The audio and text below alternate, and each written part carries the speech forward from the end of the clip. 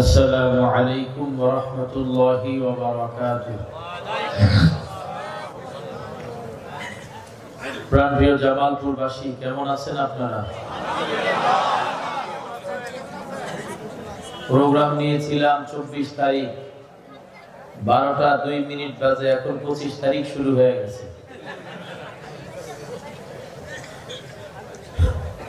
গতকালকে মাহফিল শুরু করছি, আজকে এখনো শেষ করতে পারি নাই। 12টার আগে যেহেতু বসেছি, তাহলে গতকালকে বসেছি না। 12টা 1 যেহেতু বাজে, তাহলে গতকালকে শুরু করছি, এখনো শেষ করতে পারি নাই। আল্লাহ আমাদের আশাকে বসাকে কবুল করুন। রাস্তায় যারা দাঁড়িয়ে আছে, আল্লাহ তাদেরকে মাঠে আসার হেদায়েত দান করুন। অনেক রাত্র হয়েছে, লম্বা আলোচনা করব এটা ভাবলে ভুল করবেন। যতটুকু সম্ভব সালাতুল ফজরের প্রতি লক্ষ্য রেখে, যেহেতু 12-14 ঘন্টা সফর করে আপনাদের সামনে আল্লাহ তাআলা উপস্থিত করেছেন, কিছু বলার চেষ্টা করব। আল্লাহ আমলে কথা বলার তৌফিক দান করুন। আলহামদুলিল্লাহ আলহামদুলিল্লাহি নাহমাদুহু ওয়া নাস্তাঈনুহু ওয়া নাস্তাগফিরুহু ওয়া নু'মিনু বিহি ওয়া নাতাওয়াক্কালু আলাইহি ওয়া নাউযু বিল্লাহি মিন শুরুরি আনফুসিনা ওয়া মিন সাইয়্যাতি আ'মালিনা।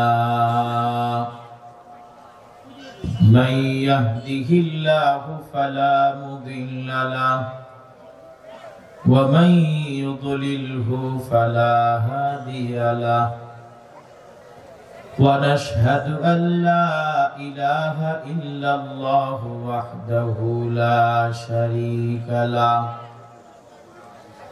ونشهد أن سيدنا وسندنا وحبيبنا وحبيب ربنا ومحبوبنا ومعشوقنا ومولانا محمدا عبده ورسوله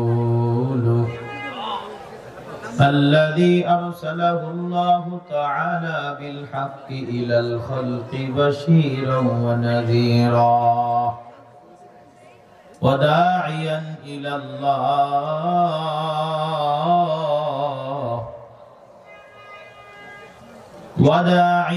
إلى الله بإذنه وسراجا وقمرا منيرا.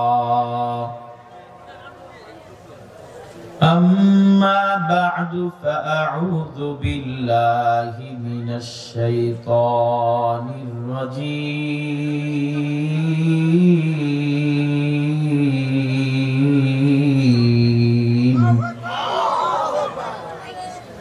بسم الله الرحمن الرحيم.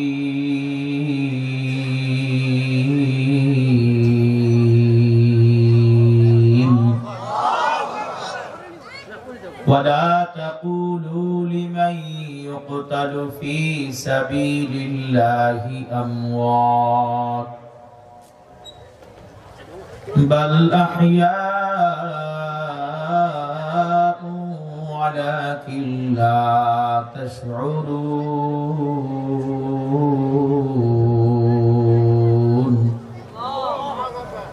وقال تبارك وتعالى في آية أخرى: يوم تشهد عليهم ألسنتهم وأيديهم وأرجلهم بما ভিতরগুলো কমাও, বক্সে মাস্টার ধরো, সাউন্ডটা পাতলা করো। يوم تشهد عليهم ألسنتهم وأيديهم وأرجلهم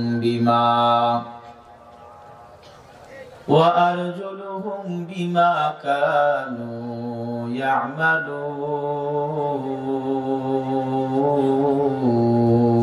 يعملون. এক জায়গায় বসলে ভালো হয়।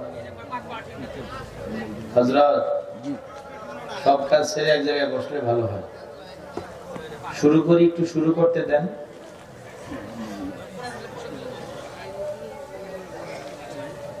وقال تبارك وتعالى في سورة الكوثر إنا أعطيناك الكوثر فصل لربك وانحر إن شانئك هو الأبتر. وعن أنس بن مالك رضي الله تعالى عنه أنه قال بيننا رسول الله صلى الله عليه وسلم ذات يوم بين أظهرنا إذ أغفى إغفاء ثم رفع رأسه متبسما فقلنا ما أضحكك يا رسول الله؟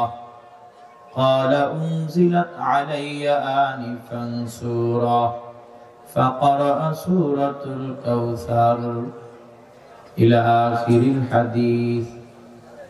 وقال رسول الله صلى الله عليه وآله وسلم لا يؤمن أحدكم حتى أكون أحب إليه من والده وولده والناس أجمعين أو كما قال عليه الصلاة والسلام. صدق الله العظيم وصدق رسوله النبي الأمي الكريم ونحن على ذلك لمن الشاهدين والشاكرين والذاكرين والحمد لله رب العالمين. اے قوم مسلمان خبردار خبردار،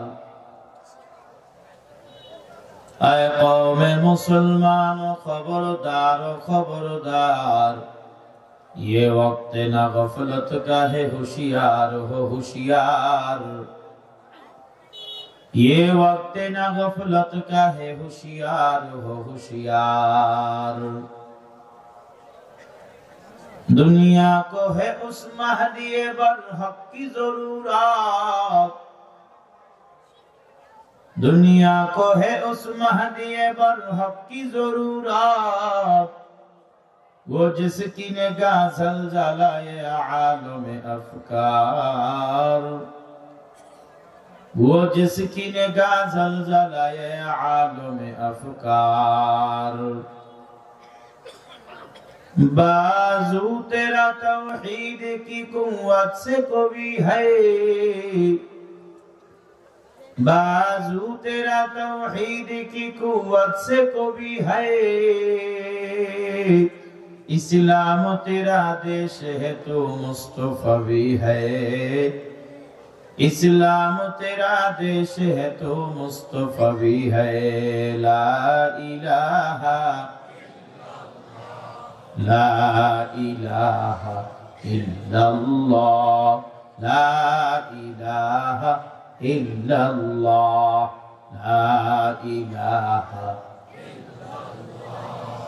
لا إله إلا الله، لا إله إلا الله، لا إله إلا الله، لا إله إلا الله، لا إله. বেঈমান বলে নেই আল্লাহ, ঈমান ওয়ালা বলে এক আল্লাহ। বেঈমান বলে নেই আল্লাহ, ঈমান ওয়ালা বলে এক আল্লাহ। সুখে থাকো আর দুঃখে থাকো, সুখে থাকে আর দুঃখে থাকে মুমিন জপে সদা ইল্লাল্লাহ লা ইলাহা।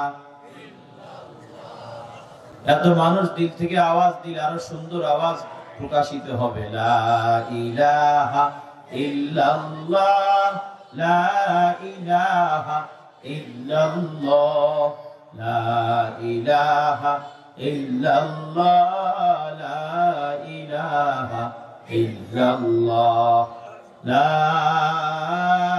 ইলাহা ইল্লাল্লাহু মুহাম্মাদুর রাসূলুল্লাহ সাল্লাল্লাহু আলাইহি ওয়া আলিহি ওয়াসাল্লাম। দাও খোদা দাও আমায় আবার উমার দারাজ দিল। দাও খোদা দাও আমায় আবার উমার দারাজ দিল। দাওয়ালির মতো বীর সেনানি আলীর মতো বীর সেনানি সাজাতে নিখিল। দাও খোদা দাও আমায় আবার উমার দারাজ দিল। সবাই বলেন আল্লাহু আকবার।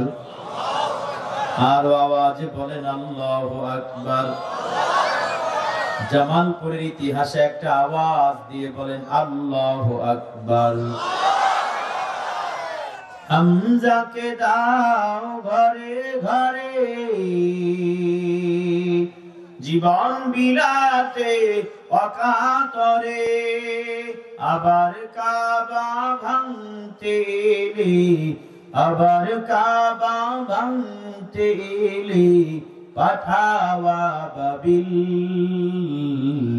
দাও খোদা দাও আমায় আবার উমার দারাজ দিল।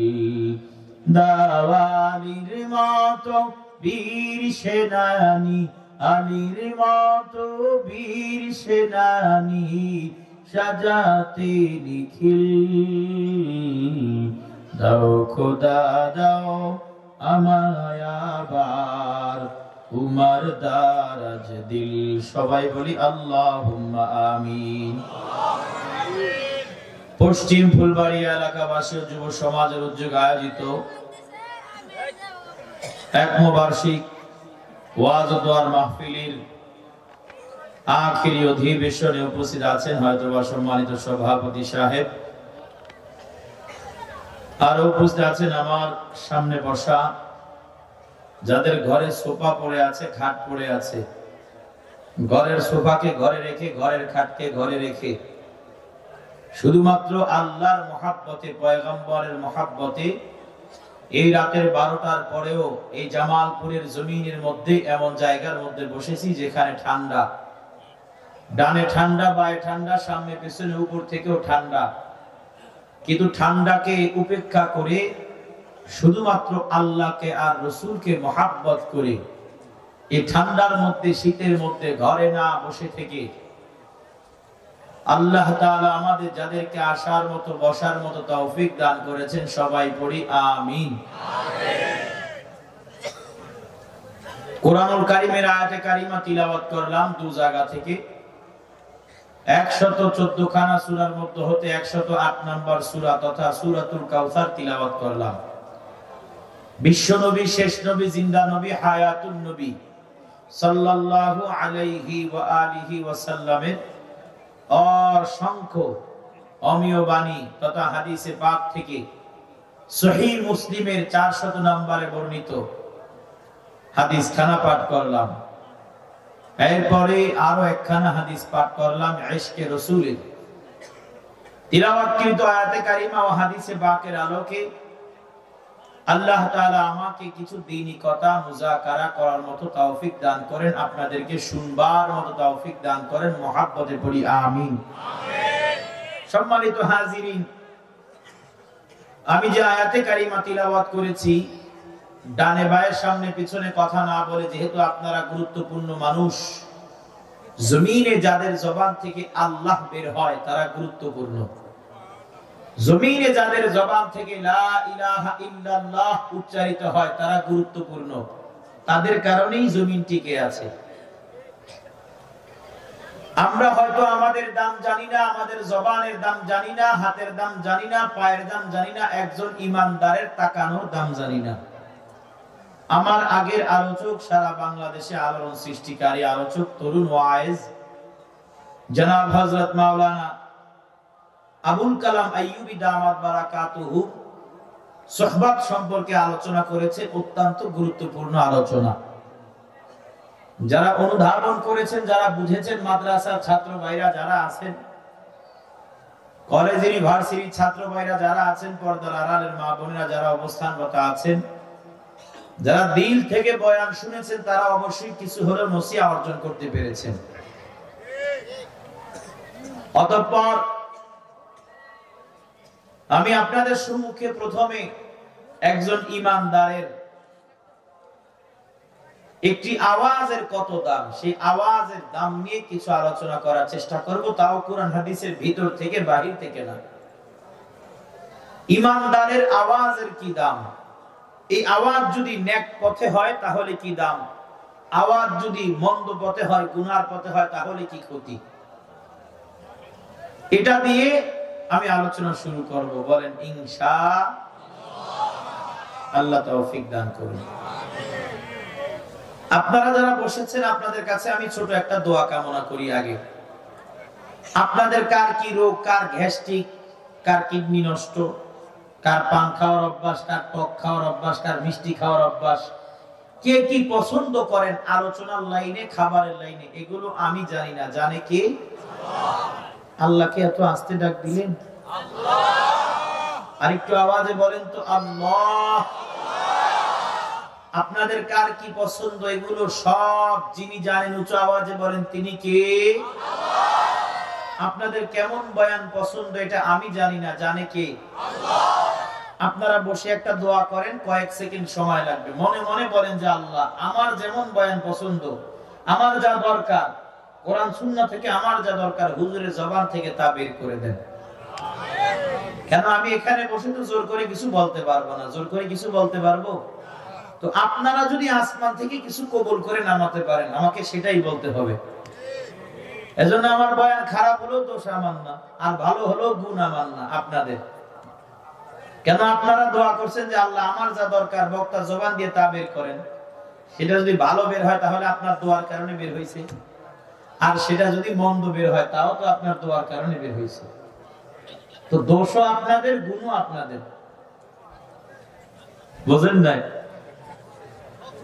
তবে হ্যাঁ, যদি আপনারা এতগুলো মানুষ দোয়া করেন যে আল্লাহ, বক্তার জবান থেকে আমাদের জন্য যা জরুরি, এলাকার জন্য যা জরুরি, এমন কিছু কথা বের করে দেন, আল্লাহ তাআলা কারো না কারো দোয়া কবুল করবে, ঠিক কি না? কর আল্লাহ আমাদেরকে আমলওয়ালা জিন্দেগি দান করেন। শুনুন, একজন কালিমাওয়ালা ইমানদারের জবানের কত দাম। আল্লাহর কোরআন থেকে বলছি, কোরআনের আওয়াজ শুনলে, কোরআনের তিলাওয়াত শুনলে আল্লাহ বলে ইমানদারের আওয়াজ বাইরে যায়, ইমানদারের ঈমান বাইরে যায়। যাদাতহুম ঈমানা, ঈমান বৃদ্ধি পায়, আর ঈমান বৃদ্ধি পাইলে আল্লাহু আকবারের আওয়াজ আগে যেমন ছিল পরেও কি তেমন থাকে না, আওয়াজ বাড়ে? দেখা যাবে ইনশাআল্লাহ। আসুন আমরা কোরআন থেকে শুনি আল্লাহ জবান, হাত, পায়ের ব্যাপারে কি বলেন। আল্লাহ বলেন, ইয়াউমা তাশহাদু আলাইহিম আলসিনাতুহুম ওয়া আইদিহিম ওয়া আরজুলুহুম বিমা কানু ইয়ামালুন।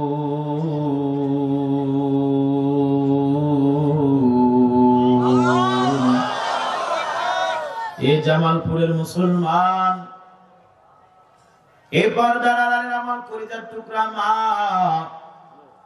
কোরআন হাদিস থেকে যতটুকু কথা বলবো ইখলাসের নিয়তে বলার চেষ্টা করব। আপনারাও ইখলাসের নিয়তে শ্রবণ করার চেষ্টা করবেন ইনশাআল্লাহ। ও মা, এই মাঠের মধ্যে বসা আমার যুবক ভাই, বৃদ্ধ বাবাদের দল,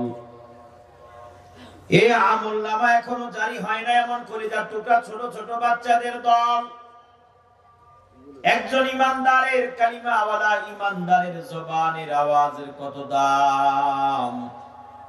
একজন কালিমাওয়ালা ইমানদার যখন জবান থেকে আল্লাহকে রাজি আর খুশি করার জন্য আলহামদুলিল্লাহর আওয়াজ দেয়, আল্লাহু আকবার, আল্লাহর পয়গম্বর বলেন, উম্মত তুমি কালিমাওয়ালা উম্মত, তোমার জবানের কালিমার আওয়াজের এত দাম। আলহামদুলিল্লাহর আওয়াজ যদি ইখলাসের সহিত দাও, আল্লাহর পয়গম্বর বলেন আল্লাহ তাআলা খুশি হইয়া মিজানের পাল্লা থেকে সমস্ত গুনাহগুলোকে সরাইয়া মিজানের পাল্লাটাকে আল্লাহ নেক দিয়ে ভরপুর করে দিবেন। পড়েন আলহামদুলিল্লাহ। তাহলে এই যে আমরা আলহামদুলিল্লাহর আওয়াজ দিলাম, আমাদের মিজানের পাল্লাটা যিনি নেক দিয়ে ভরপুর করে দিয়েছেন, উঁচু আওয়াজে বলেন তিনি কে? হে জামালপুরের মুসলমান, পয়গম্বর বলেন শুধু তা নয়, আল্লাহর পয়গম্বর বলেন হে দুনিয়ার উম্মত, তোমার জবানের এত পাওয়ার, জমিনে থেকে আল্লাহকে রাজি আর খুশি করার জন্য যদি সুবহানাল্লাহর আওয়াজ দাও, তুমি কালো না সাদা, তুমি বড় লোক নাকি গরিব, তুমি রিকশা চালাও না অটো চালাও না সিএনজি চালাও, তোমার পেশাটা কি, তোমার শরীরটা কেমন, দয়ার আল্লাহ দয়া বান্দার জবানের আওয়াজটা শুধু দেখে, আল্লাহ বান্দার ইখলাসটা শুধু দেখে। বান্দা অটো চালায় না সিএনজি চালায়, এলাকার মধ্যে বান্দার কয়টা বাড়ি কয়টা ঘর, আমার আল্লাহ তাআলা এগুলো কিছুই দেখে না, শুধু দেখে বান্দার ইখলাস। বান্দা যদি ইখলাসের সহিত, আল্লাহ পয়গম্বর বলেন আলহামদুলিল্লাহি তামলাউল মিজান ওয়া সুবহানাল্লাহি তামলাআন ওয়া তামলাউ মা বাইনাস সামাই ওয়াল আরদ। বলেন আল্লাহু আকবার। আল্লাহর পয়গম্বর বলেন উম্মত, আল্লাহকে রাজি আর খুশি করার জন্য জমিনে কাউকে নয়, মাকে রাজি করার জন্য নয়, বাবাকে রাজি করার জন্য নয়, সাদের বিবিকে রাজি করার জন্য নয়, বান্দা জমিনে আলহামদুলিল্লাহর আওয়াজ দেয় আল্লাহকে রাজি করার জন্য। পয়গম্বর বলেন তোমার মিজানের পাল্লা নেক দ্বারা ভরপুর করে দেয় আল্লাহ। এ বান্দা, আবার যদি দয়ার মালিক আল্লাহকে সুবহানাল্লাহ বইলা আওয়াজ দাও, আর তোমার নিয়ত থাকে আমি আল্লাহকে রাজি করতে চাই, আল্লাহর পয়গম্বর বলেন উম্মত, তোমার এই সুবহানাল্লাহর আওয়াজের কারণে দয়ার আল্লাহ খুশি হইয়া আসমান এবং জমিনের মাঝামাঝি যত ফাঁকা জায়গা দেখা যায়, পুরো ফাঁকা জায়গাটাকে আল্লাহ নেক দিয়া ভরপুর করে দেয়। বলেন সুবহানাল্লাহ। আর আওয়াজে বলেন সুবহানাল্লাহ। আর আওয়াজে একটা ডাক দেন, বলেন সুবহানাল্লাহ। আল্লাহ বলেন ইয়াউমা তাশহাদু আলাইহিম আলসিনাতুহুম ওয়া আইদিহিম ওয়া আরজুলুহুম বিমা কানু ইয়ামালুন। ও বান্দা, আল্লাহ রাব্বুল আলামিন বলেন বান্দা, জবানটাকে নেক আমলে লাগাইলে জবান তোমার পক্ষে সাক্ষী দেয়, আর জবানটাকে যদি গুনার কাজে লাগাও রে বান্দা, ইয়াউমা তাশহাদু আলাইহিম আলসিনাতুহুম, ও বান্দা সেদিন তোমাদের কি উপায় হবে, যেদিন তোমাদের জবান তোমাদের বিরুদ্ধে সাক্ষ্য দেয়। মুফাসসিরগণ বলেন আল্লাহ তাআলা আয়াতে কারিমার মধ্যে বুঝায়, এ বান্দা তোকে আমি জবানটাকে দুনিয়ার জমিনে গুনাহ করার জন্য দেই না, তোকে আমি জবানটাকে কাউকে গালি দেওয়ার জন্য দেই না, আমি জবানটাকে দুনিয়ার জমিনে ভাইয়ের সাথে মন্দ কথা বলার জন্য দেই নাই, জবানটাকে আমি কারোর সাথে ঝগড়া করার জন্য দেই নাই, জবানটাকে আমি ইমামের সাথে মন্দ আচরণ করার জন্য দেই নাই। আল্লাহ বলেন জবানটাকে প্রতিবেশীর হক না আদায় করার জন্য দেই নাই। আমি আল্লাহ কেন জবান দিলাম? আল্লাহ বলেন জবান দিয়ে আমি আল্লাহকে আল্লাহ বলে ডাক দিবি, আমি আল্লাহ তোর জবান থেকে আল্লাহ ডাক শুই না, আমি আল্লাহ তোর জিন্দেগীর গুনাহগুলো মাফ করে দিব। বলেন সুবহানাল্লাহ। হে আল্লাহর বান্দা, মুফাসসিরগণ বলেন বান্দা যদি জবানটাকে গুনার কাজে লাগায়, বান্দা যদি জবানটাকে অন্যায় কাজে লাগায়, বান্দা যদি জবানটাকে মন্দ কাজে লাগায়, বান্দা যদি প্রতিবেশীর সাথে ঝগড়ায় লিপ্ত হয়, জবানটাকে লাগায়। আল্লাহ জবান দিয়েছেন নেক আমল করার জন্য। জবানের একটা জবান কিয়ামতের ময়দানে খুলে যাবে। আল্লাহ বলে বান্দা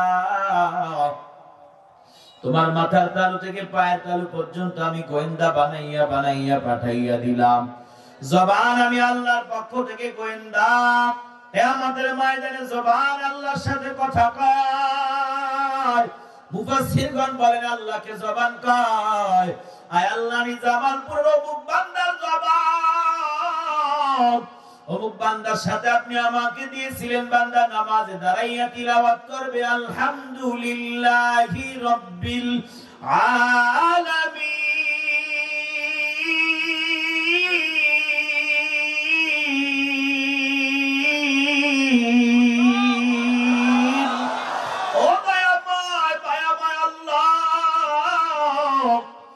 বান্দা তিলাওয়াত করবে আর রহমানির রহিম। ও আল্লাহ, বান্দা তিলাওয়াত করবে মালিক ইয়াউমিদ্দিন। বান্দা তিলাওয়াত করবে ইয়্যাকা না'বুদু ওয়া ইয়্যাকা নাস্তাঈন ইহদিনাস সিরাতাল মুস্তাকিম। এ আল্লাহর বান্দারা জবান আল্লাহর সাথে কথা কয়। আল্লাহ এই বান্দা আমি জবান দিয়া কোরআন তিলাওয়াত করে না, এই বান্দা আমি জবান দিয়া নামাজে দাঁড়ায় না, বান্দা জবান দিয়ে অন্যকে গালি দেয়, জবান দিয়ে মিথ্যার আওয়াজ দেয়। রে আল্লাহ, আজ কিয়ামতের ময়দান বান্দা আমি জবানটাকে কেন দুনিয়ার জমিনে গুনার কাজে লাগাইলো? আজ কিয়ামতের ময়দানে আমি জবান বান্দার বিরুদ্ধে নালিশ দিলাম। পড়েন না নাউযুবিল্লাহ। এ আল্লাহর বান্দারা আপনারা বলেন, সবাই উচ্চ আওয়াজে বলেন তো, জবান দিয়েছে আল্লাহ নেক আমল করার জন্য না বদ আমল করার জন্য? আর আওয়াজে বলেন জবান কেন দিলেন, নেক আমল করার জন্য না বদ আমল করার জন্য? এখন আপনাদের জামালপুরের মুসলমানের অনেকের প্রশ্ন হতে পারে, হুজুর খারাপ লাগেনি আপনাদের? আরে 12টার বেশি বাইজে গেছে তো খারাপ লাগতে পারে। খারাপ লাগলে বলবেন, আমার আরো ভালো লাগবে। কেন? আমি একটু আগে আগে মুনাজাত দিতে পারবো। এত বড় মজলিস সম্মানের সহিত শুরু করা, সম্মানের সহিত শেষ করা, কি বলেন? এই যে জায়গাগুলো খালি, যাদের কোমরে ব্যথা নাই, যাদের মাজায় ব্যথা নাই, তারা দয়া করে সামনে বসে। যাদের কোমরে ব্যথা নাই, মাজা ভালো আছে, অথবা ওই যে গেটে জায়গা হয় না, একটু সামনের দিকে এগিয়ে আসে। কষ্ট হবে তো না? আল্লাহ যারা পিছনের জায়গাটা ছেড়ে একটু সামনে আসবে, আল্লাহ আপনি পিছনের সব গুনাহ মাফ করে দিবেন। আমিন বাসায় বললেন, আমি দেখতেছি। আর যারা রাস্তায় দাঁড়ায় আছেন, মেহেরবানি করে এই আলোচনার মাঝখানে আবারও কথায় ঢুকলাম, একটু ভিতরে আসেন। লম্বা বয়ান করব না, অল্প সময় শেষ করবো ইনশাআল্লাহ। এত বড় মজলিস, এত বড় মাকাম, কারো না কারো সুবহানাল্লাহ তো কবুল হবে, কি বলেন? কারো না কারো আলহামদুলিল্লাহ তো কবুল হবে, কারো না কারো দোয়া মুনাজাত তো কবুল হবে। আল্লাহ তাআলা আমাদেরকে আমলওয়ালা বানায় দেন, পড়ি আমিন। তাহলে ভাইরা আমার দিকে লক্ষ্য করেন, এদিকে তাকান, আমার দিকে লক্ষ্য করেন। আপনারা জামালপুরের মুসলমান, অনেক দিনওয়ালা মুসলমান, আপনারা জামালপুরের মুসলমান, কলিজাওয়ালা মুসলমান। কখনো কোন বেঈমান পয়গম্বরের বিরুদ্ধে আন্দোলন করলে, পয়গম্বরের বিরুদ্ধে কথা বললে, আল্লাহর বিরুদ্ধে কথা বললে, আলহামদুলিল্লাহ আমরা ইন্টারনেটে দেখতে পাই আপনারা জামালপুরের মুসলমান, আল্লাহ ও পয়গম্বরের পক্ষে ময়দানে নামেন। উচ্চ আওয়াজে বলেন ঠিক কিনা? এই জামালপুরের জমিন হলো আল্লাহওয়ালাদের জমিন। এই জামালপুরের জমিন মুরব্বিদের জমিন। এই জামালপুরের জমিন মসজিদের জমিন, মাদ্রাসার জমিন। এই জামালপুরের জমিন দাড়িওয়ালা টুপিওয়ালাদের জমিন। এই জামালপুরের যুবক, ও অতীতের মুরব্বীদের মতো একটা ওয়াদা করো, যদিও আমরা দলগতভাবে ভিন্ন ভিন্ন ভিন্ন, আমাদের রাসূল দাড়িওয়ালাদের আল্লাহ একজন, টুপিওয়ালাদের আল্লাহ একজন, মুসলমানদের আল্লাহ একজন। উচ্চ আওয়াজে বলো ঠিক কিনা? যখন দেখবো কোন বেঈমান আমার আল্লাহকে গালি দেয়, যদি দেখি কোন বেঈমান আমার পয়গম্বরকে গালি দেয়, যখন দেখবো কোন বেঈমান আমার মসজিদ মাদ্রাসা নিয়ে কথা কয়, ওই ভারতের জমিনে আমাদের বাবরি মসজিদ ভেঙে রাম মন্দির নির্মাণ করে বেঈমান, ওইটা যদি আমাদের বাংলার জমিনে হইতো, আমরা দাঁত ভাঙা জবাব দিয়া দিতাম। উচ্চারণ বলো ঠিক কিনা? নারায়ে তাকবীর। এই জামালপুরের মুসলমান তৈরি হন, তৈরি হন। এই যুবক তৈরি হও। জামালপুরের যুবকরা যাদের মুখে দাড়ি নাই, যারা 5 ওয়াক্ত নামাজ পড়তে পারে না, এদের কলিজার মধ্যে পয়গম্বরের জন্য ভালোবাসা আছে না নাই? আওয়াজ দিয়া বলেন আছে না নাই? যাদের দাড়ি পাইকা গেছে, চুল পাইকা গেছে, যাদের চোখে এখন পাওয়ার নাই, দেখে না, এরাও পয়গম্বরকে কেউ গালি দিলে বলে হুজুর বিশ্বাস করেন চোখে দেখি না, মন চায় একটা লাঠি নিয়ে বেঈমানকে এমন একটা দৌড়ানি দেই ৬৮,০০০ বর্গ মাইলের সীমানা পার করে দেই। ঠিক কিনা? এ আল্লাহর বান্দারা, বেঈমানের বিরুদ্ধে জবানটা চালাইতে হইলে সেই জবানটাকে আমল দিয়ে সাজানোর দরকার আছে না নাই? এ যুবক, আমল দিয়া জবানটাকে সাজাও। আল্লাহর হস্তে বলে যায়, আমল দিয়া জবানটাকে সাজাও। এখন আপনাদের অনেক প্রশ্ন হতে পারে, হুজুর কিয়ামতের ময়দানে আমার জবান আমার অনুমতি ছাড়া কিভাবে কথা বলবে? দুনিয়ার জমিনে আমাকে যদি কেউ গালি দেয়, আমি যদি পাল্টা গালি না দেই, আমার জবান থেকে কোনো আওয়াজ বের হয় না। দুনিয়ার জমিনে আমাকে যদি কেউ আঘাত করে, আমি যদি পাল্টা হাত দিয়ে আঘাত না করি, আমার হাতটা তো তার গায়ে গিয়ে ওঠে না। দুনিয়ার জমিনে কেউ যদি আমার বাসায় আসে, আমি যদি আমার পা চালাইয়া চালাইয়া তার কাছে না যাই, আমার তো যাওয়া হয় না। এই দৃষ্টিকোণ থেকে বোঝা যায়, ও হুজুর আপনি বললেন কিয়ামতের ময়দানে আমার জবান নাকি আমার সব গোপন গোপন কথাগুলো আল্লাহকে বলে দিবে। আমি যদি আমার গোপন কথা আল্লাহকে না জানাই, আমার জবান আমার জিহ্বাটা আমার অনুমতি ছাড়া কিভাবে আল্লাহর সাথে গোপন গোপন কথাগুলো বলে দিবে? এই আল্লাহর বান্দারা, ও জামালপুরের মুসলমান, এই পর্দার আমার কলিজার টুকরা মা, আপনাদের কাছে উচ্চ আওয়াজে জানতে চাই, আপনারা বলেন তো, জবানটা আমার আপনার কথায় চলে নাকি আল্লাহর? আরো আওয়াজে বলেন, আমার আপনার জবানটা কার কথায় চলে? বলেন কার? এই আমার জবান আমার কথায় চলে না, আমার চোখগুলো আমার কথায় দেখে না, আমার মস্তিষ্কটা আমার কথায় চলে না। চলুন আপনারা মাথার তালু থেকে উদাহরণ দিতে দিতে কিছু আপনাদেরকে পরিষ্কার করে দিব। শুনতে রাজি আছেন কারা কারা? হাত উঠেই দিয়ে আধা ঘন্টা লাগে যায়। বেঈমান তো এই উসিলায় কি কয়েকটা দিয়ে দৌড় দিব। হাত নামান তো। মাশাআল্লাহ। এই ভাইরা আমার, তাহলে আমার দিকে তাকান, একটু প্র্যাকটিক্যাল বয়ানটা শুনে যান। আমার মাথার তালু থেকে নিয়ে পায়ের তালু পর্যন্ত, আপনার মাথার তালু থেকে নিয়ে পায়ের তালু পর্যন্ত প্রত্যেকটা অঙ্গ প্রত্যঙ্গ যার কথায় চলু, আওয়াজে বলেন তিনি কে? গায়েবের মালিক কে? সম্মানের মালিক কে? ওয়া তুইজ্জু মান তাশা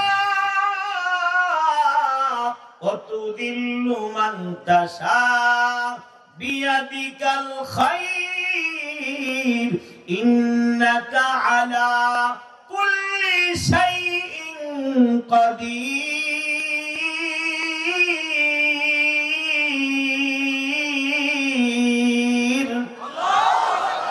ইজ্জতের মালিক আল্লাহ, বেইজ্জতের মালিক আল্লাহ। এ আল্লাহর বান্দারা, বহু মানুষ মনে করেছিল দুপুরেও খানা খাইবে, সব বাবুর্চি দিয়ে রান্না করেছিল, কিন্তু দুপুর হওয়ার আগে আল্লাহ তাআলা ইজ্জতের বাদ কাইরা নিয়া বেইজ্জতি সামনে ঢাইলা দিছে, ঠিক কিনা কও? এ আল্লাহর বান্দারা লক্ষ্য করে শোনো। তাহলে বলুন তো, আমার মাথার তালু থেকে নিয়ে পায়ের তালু পর্যন্ত কেউ কোন অঙ্গ প্রত্যঙ্গ আমার কথা শুনে না, কোন অঙ্গ প্রত্যঙ্গ আপনার কথা শুনে না, সব অঙ্গ প্রত্যঙ্গ আল্লাহর কথা শুনে পড়েন সুবহানাল্লাহ। এ আমার মুরব্বী বাবারা, একটি একটি করে উদাহরণ দিচ্ছি, আপনারা বলেন তো, মুরব্বী যারা আছেন আপনারা বলেন তো, আপনাদের মাথার চুলগুলো যে পেকে গেল, আপনারা তো চান না আপনাদের মাথার চুলগুলো পেকে যাক, কালো কালো চুলগুলো সাদা হয়ে যাক। কালো কালো চুলগুলো সাদা হয়ে যায়, যেই মাথা থেকে কালো চুল আজ বছরের পর বছর বের হয়, সেই মাথা তো আগেরটাই আছে, শরীর তো আগেরটাই আছে, কিন্তু আগের মাথা থেকে কালো চুল বের হয়। হঠাৎ করে কালো চুলগুলোকে সাদা চুল বানাইয়া যিনি বের করেন তিনি কে? এই আল্লাহর বান্দারা বলো, এর পরে মাথার পরে হলো মাথার খুলি, এরপরে হলো মস্তিষ্ক। একটা মানুষের মস্তিষ্ক ঠিক থাকার পিছনে যিনি তিনি কে? একটা মানুষের মস্তিষ্ক নষ্ট কইরা পাগল বানায়া বানায়া রাস্তায় যিনি হাঁটান উঁচা আওয়াজে বলেন তিনি কে?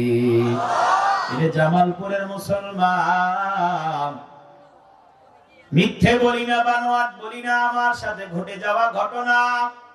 এ মস্তিষ্ক আল্লাহ যাদের ঠিক রাখছে, কত বড় নিয়ামতের মালিক তোমাকে আল্লাহ বানাইছে। আল্লাহ তাআলা মস্তিষ্ক ঠিক রাইখা পাগল বানাইয়া বানাইয়া চাইলে আল্লাহ ঘুরাইতে পারে, কিন্তু আল্লাহ পাগল বানাইয়া না ঘুরাইয়া ঢাকা যাও, চট্টগ্রাম যাও, রংপুর যাও, সিলেট যাও, দিনাজপুর যাও, খুলনা যাও, যেখানেই যাও না কেন, নিজের এলাকায় রাস্তা চিনা আবার আইসা নিজের মাকে মা বইলা ডাকো, নিজের মেয়েটাকে আম্মু বলে ডাকো, নিজের বাবাকে বাবা বলে ডাকো, রাতে বিছানায় বিবির সাথে ঘুমাইতে যাও। এই যে চিনে চিনে কাজগুলো করো, মস্তিষ্ক হুকুম মানে কার? এ আল্লাহর বান্দারা যারা পাগল, এরা সবাই পাগল নয়। বাংলার জমিনে বহু পাগল এখন রাস্তায় রাস্তায় ঘুরে, যারা এক সময় আপনার মতো আমার মতো ভালো মানুষ ছিল রে ভাই। এ আল্লাহর বান্দারা সেদিন মাহফিল শেষ করে রওনা করলাম, রাতের গভীর হয়ে গেছে, কুয়াশায় কিছু দেখা যায় না। ড্রাইভারের ঘুম চলে আসলো, ড্রাইভার বলতেছে হুজুর আমাকে বিরতি দিতে হবে, দোকান বাইরে চা পান করব, আমারও তো ক্লান্ত শরীর। আমি বললাম হ্যাঁ বিরতি দেওয়া যায়। লম্বা সফরের পর হঠাৎ এক জায়গায় সদরের মধ্যে চায়ের আড্ডাখানা পাইয়া, দোকান খোলা পাইয়া গাড়িটা ব্রেক দিয়ে দাঁড়াইলো। গাড়ি থেকে নামার পর একটু সামনে যখন হাঁটতেছি, সামনে যাইয়া দেখি একজন আল্লাহর বান্দার গঙ্গানির আওয়াজ আসতেছে। রাতের 2টা থেকে 2:30 হবে। এত রাতের গভীরে গঙ্গানির আওয়াজ, কান্না কান্না আওয়াজ কার? একটু সামনে যাইয়া দেখি আল্লাহ, হায় হায় আমাকে আল্লাহ ভালো রাখছে, এটা কত বড় শুকরিয়া। আমি তাকাইয়া দেখি ফুটওভার ব্রিজের নিচে একটা সিরা লুঙ্গি পইরা একজন আল্লাহর বান্দা শুয়ে আছে, আর শীতে থরথর থরথর করে কাঁপতেছে। দেখে আমার কলিজার মধ্যে এমন একটা আঘাত লাগা গেল। আমি ড্রাইভারকে বলি, ড্রাইভার দৌড়াও, তাকাইয়া দেখো বান্দার কি লাগবে, তাকাইয়া দেখো। আল্লাহর বান্দারা পাশের চায়ের দোকানের কাছে গেলাম, বললাম এই যে লোকটা শীতের মধ্যে ঠান্ডা একটা সিরা লুঙ্গি পইরা শুয়ে আছে, আপনারা কি দেখেন না? আপনারা কি তাকে একটু সোয়াটার বা কম্বল দিতে পারেন না? আল্লাহর বান্দা দোকানদার আমাকে বলে হুজুর বসেন, শোনেন কত সুন্দর কথা, কত সুন্দর ঘটনা। আল্লাহু আকবার। দোকানদার আমাকে ডাইকা বলে হুজুর এই লোকটা পাগল হইছে মাত্র কিছুদিন হইল, এই লোকটার এই শহরের মধ্যে বাড়ি আছে, ঘর আছে, পড়েন না সুবহানাল্লাহ। দোকানদার ডাইকা বলে হুজুরের সন্তানগুলো মাঝে মাঝে আসে, মাঝে মাঝে সন্তানগুলো আইসা সবার সামনে বাবা বাবা বলে জড়ায় জড়া কান্নার আওয়াজ। এদের সন্তানগুলোকে জোর কইরা নিয়ে যায়, গোসল করাইয়া ভালো ভালো কাপড় পরাইয়া ঘরের মধ্যে রাখতে চায়। ও হুজুর, আপনি যাকে পাগল বলেন, এর একটা মিল ফ্যাক্টরি কলকারখানা, হাজার হাজার মানুষ কাজ করে হুজুর, অথচ এই লোকটা দোকানে দোকানে ঘুইরা ঘুইরা মানুষের কাছ থেকে রুটি খাইয়া চাইয়া খায়, মানুষের কাছ থেকে পরোটা চাইয়া খায়। হুজুর, ওর সন্তানরা আসলে এমন ভাবে কান্না করে, দেখলে চোখের পানি ধরে রাখতে পারি না। আল্লাহর বান্দারা বলে হুজুর মাঝে মাঝে নিয়ে যায়, কিছুদিন আমরা দেখি না, আবার কয়েকদিন পরে দেখি হঠাৎ করে আবার সিরালঙ্গি পরা অবস্থায় পাওয়া যায়। ওই সন্তানগুলো বলে বাবাকে নিয়ে ঘরের মধ্যে যতই যত্ন করে রাখি না কেন, বাবা কেমন যেন আমাদেরকে মারে, আঘাত করে। বাবা বলে আমাকে বের কর, আমার ঘরের মধ্যে ভালো লাগে না। এ আল্লাহর বান্দারা, তাহলে বলেন এমন হাজার হাজার পাগল যারা শীতের রাতে দেখবেন ওই জামালপুর বাস স্ট্যান্ডের জমিন, এই রাতের বেলা দেখেন আপনি বিদেশি কম্বল গায়ে ঘুমান, তবু আপনি ঠান্ডা সহ্য করতে পারেন না। অথচ বাস স্ট্যান্ডে তাকাইয়া দেখেন সিরালঙ্গি পইরা পাতলা একটা জামা পইরা কত পাগলরা ঘুইরা বেড়ায়। এই ময়দানের মধ্যে বসা যুবক ভাই, ও মসজিদের ইমাম, ও এলাকার বাড়িওয়ালা টাকাওয়ালা ধনওয়ালা, শোনো, খবরদার খবরদার, টাকার বাহাদুরি করবা না। টাকার বাহাদুরি করেছিল ফেরাউন, ফেরাউন ধ্বংস, আজ ফেরাউনের নাম কেউ নেয় না। একজন হিন্দু ভাই, সনাতন ধর্মের ভাই, বৌদ্ধ, চাকমা, মক্সিক, ইহুদি, নাসারা, খ্রিস্টান, আমরা মুসলমানরা তো কারো সন্তানের নাম ফেরাউন রাখি না, তো দূরের কথা কোন হিন্দু বা অন্য ধর্মের কোন মানুষের সন্তানের নাম পর্যন্ত ফেরাউন রাখে না, ঠিক কিনা? এ ফেরাউন টাকার অহংকারী ছিল, কারুন টাকার অহংকারী ছিল, ধ্বংস হয়ে গেছে। আবু জাহাল বংশের অধিকারী ছিল, হিংসুক ছিল, অহংকারী ছিল, ধ্বংস হয়ে গেছে। এই এলাকার টাকাওয়ালা, বাড়িওয়ালা, গাড়িওয়ালা ভাই, খবরদার টাকার অহংকারী করবেন না, গাড়ির অহংকারী করবেন না, বাড়ির অহংকারী করবেন না। আল্লাহ তাআলা রাতের মধ্যে পাগল বানাইয়া, টাকার টেনশনে, জমির টেনশনে, বাড়ির টেনশনে, গাড়ির টেনশনে পাগল বানাইয়া ওই 5 তলা থেকে গাছ তলায় নিতে আপনাকে এক মুহূর্ত সময় আল্লাহর লাগবে না। উচ্চ আওয়াজে বলেন ঠিক কিনা? এই আল্লাহর বান্দারা, আপনারা বলেন জবান আল্লাহ দিছেন এক আমল করার জন্য নাকি বদ আমল করার জন্য? আপনি বলেন তো, এই তো মস্তিষ্কের নিচে কপাল, এই কপালের নিচে আপনার আমার চক্ষু, আল্লাহ তাআলা চক্ষু দিছে নেক দেখার জন্য নাকি গুনাহ দেখার জন্য? আল্লাহু আকবার। আল্লাহ বলে বান্দা, আমি আল্লাহ এত নিয়ামত দিলাম, এত নিয়ামতের মধ্যে আমি আল্লাহ ডুবাইয়া রাখলাম। এ বান্দা খবরদার অহংকারী করবি না, টাকার গৌরব দেখাবি না।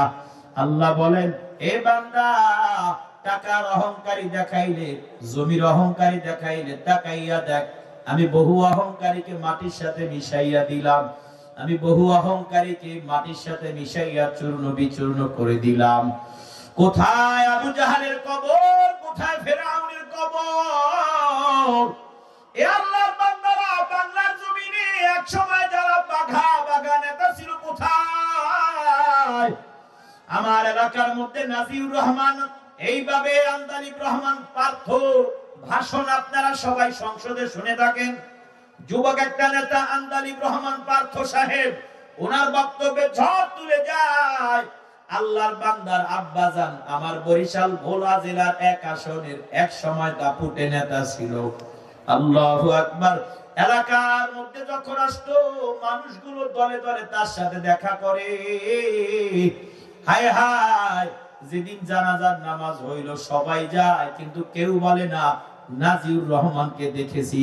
সবাই বলে লাশ দেখছো কিনা, লাশ দেখছো কিনা, লাশ দেখছি, লাশ দেখছি। মুহূর্তের মধ্যে নামটাকে লাশ হিসাবে স্মরণ করে। এ এলাকার যুবক ভাইদের দল, অহংকার করা যাবে না, অহংকার পতনের মূল। যেই বিবির সাথে ঘুমায় রাতের 1-2টার সময় যদি হঠাৎ স্ট্রোক করে বা কোনো কারণে স্বামী মারা যায়, বহু খবর এমন আমাদের কাছে আসে, হুজুর ও হুজুর আমাকে মাফ করে দিবেন। বলে কি হইলো? বলে স্বামীর সাথে এক বিছানায় ঘুমাইলাম, রাতে 2টার সময় স্ট্রোক করে মারা গেল। ওই বিবি চোখের পানি ফেলে চিৎকার দিয়ে ভয়ে কান্না করে, বলে লাশটাকে দূর কর, দূর কর, আমার রুম থেকে বের করো, আমার কাছে কেউ আসো, লাশের পাশে একা আমার থাকতে বড় ভয়, আমি একা লাশের পাশে থাকতে পারবো না। এ আল্লাহর বান্দারা, এই জন্য অহংকার করা যাবে না। ময়দানের মধ্যে যতক্ষণ কথা বলবেন, কথা শুনবেন। মাদ্রাসার ছাত্র ভাইরা, আমি জানি অনেকে আছেন আমার থেকেও ভালো বয়ান করতে পারেন, অনেক ইমামরা আছেন, খতিবরা আছেন আমার থেকেও ভালো বয়ান আপনারা জানেন, অনেক মাদ্রাসার শাইখুল হাদিস থাকতে পারেন, আপনার ইলম আমার ইলমের চাইতে অনেক বেশি হতে পারে। কিন্তু যেহেতু আমি একজন মুসাফির, সফর করে আসলাম, ময়দানের মধ্যে আপনারা যারা বসেছেন, আশা করি দিলটাকে নরম কইরা দিয়া কথাগুলো শুনবেন। কেন? আমিও দিল নরম কইরা কথাগুলো বলার চেষ্টা করব, চোখের পানি ফালাই আজকে বাড়িতে যাওয়ার চেষ্টা করব। সবাই বলেন ইনশাআল্লাহ। তাহলে বলেন তো, মস্তিষ্ক এটা আল্লাহ ভালো রেখেছে, এটা নিয়ামত। চোখ আল্লাহ তাআলা দিয়েছেন নেক আমল করার জন্য, গুনার জন্য দেয় নাই। চোখ আল্লাহর পক্ষ থেকে কত বড় নিয়ামত। প্রত্যেকটাকে ছোট ছোট এক একটা ঘটনা বলে বলে আমি বুঝাবো। এ আল্লাহর বান্দারা, চোখ আল্লাহর পক্ষ থেকে কত বড় নিয়ামত। আমার বরিশাল ভোলা জেলার মনপুরা উপজেলা, ওই জেলে আপনারা এখন ইন্টারনেটে চার্জ দিলে দেখবেন মুসা কালিমুল্লাহ, এর আগে লিখবেন অন্ধ হাফেজ। অন্ধ হাফেজ মুসা কালিমুল্লাহ, আল্লাহ তাআলা তাকে এমন একটা মায়াবী সুর দেয়, এমন একটা মায়াবী সুরে গজল গায় যে তার গজল শুনে সে পাগল পারা হয়ে যায়। বলেন সুবহানাল্লাহ। ওই আল্লাহর বান্দাকে আমি আমার গজলের জন্য বড় পাগল, আমিও তার গজলের বড় ভক্ত। সেই গজলটাকে টান দিলে আমার কলিজার মধ্যে আঘাত লেগে যায়। আমার বরিশালের মাদ্রাসায়, ভোলার মাদ্রাসায় মাহফিল, আমি মুসাকে খবর দিলাম, এরে মুসা, তোর গজল শুনতে বড় মন চায়, আসবা আমার মাহফিলে আসবা? বলে হুজুর আপনি বললে যতই কষ্ট হোক না কেন আমি আসব, তবে আমি সকাল সকাল রওনা করব। কেন? আমি বিকাল হয়ে গেলে, অন্ধকার হয়ে গেলে, আমি গাড়ি না পেলে আমি ডানেও দেখবো না, বাঁয়েও দেখবো না, আমি কোথাও যেতে পারবো না রে হুজুর। আমি বললাম মুসা তুমি সকাল সকাল রওনা করো, দিন থাকতেই যেন মানুষকে জিজ্ঞাসা করে করে চলে আসতে পারো। আলহামদুলিল্লাহ, দেখলাম আসরের পর পর মুসা হাজির হয়ে গেছে।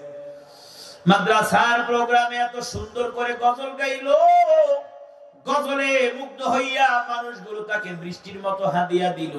সবাই চোখের পানি ফালাইলো, বলে দেখ আমরা চোখ থাকা অবস্থায় একটা সূরা শুদ্ধ করে পারি না, আর মুসা অন্ধ হইয়াও আল্লাহর 30 পারা কোরআনের হাফেজ। বলেন না সুবহানাল্লাহ।